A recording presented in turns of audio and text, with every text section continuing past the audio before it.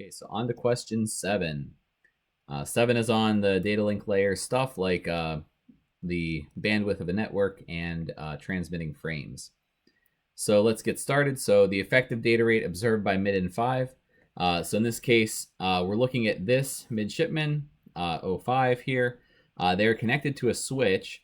The bandwidth on a switch is always the incoming bandwidth. So bandwidth divided by 2.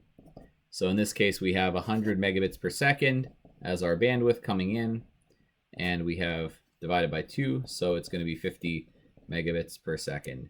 And that would be the same for every single user connected to this network. So the router, the instructor, the numbered midshipman, those are all receiving the same bandwidth because the switch has a wire for each of them, so it can arbitrate traffic coming in and make sure that that goes to each person individually rather than blasting it to multiple people at the same time and taking up time on the wire that they're connected to. So only the switch and the user communicate on that, which means we're splitting up the bandwidth by 2.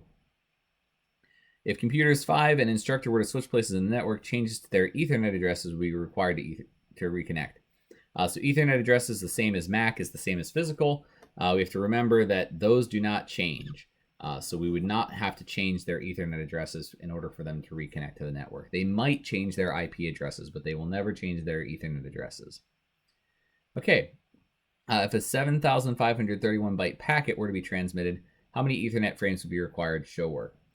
So if we look at the equation sheet, and hopefully you have one with you there, you can see that the maximum size of a packet within a frame, so a packet in a frame max size is 1500 bytes.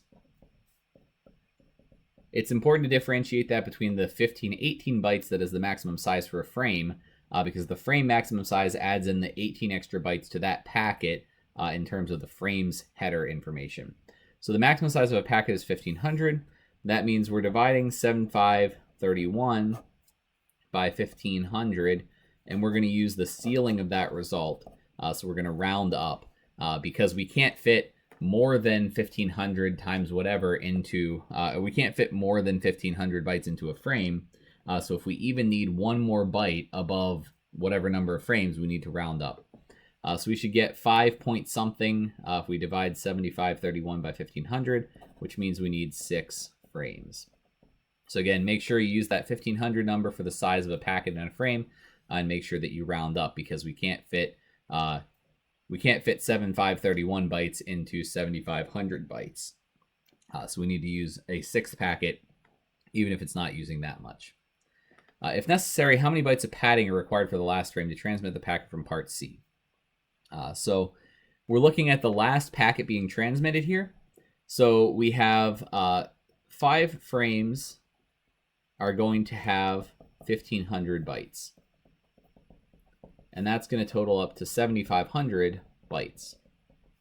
You can see we're transmitting 7531.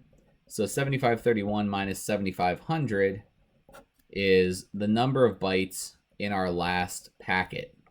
So we're going to have 31 bytes left over for our last packet. The minimum size for a packet in a frame is 46 bytes. So we have to fill the difference between 46 and 31 with padding in order to send our last frame. We have to get to that 46, so we have to pad out the 31 bytes that we actually have in order to get there. So we're going to do 46 minus 31 is equal to 15, and that is the amount of padding that we're going to need to put into that last frame in order to get to 46 bytes total. Okay, so that's it for question number 7.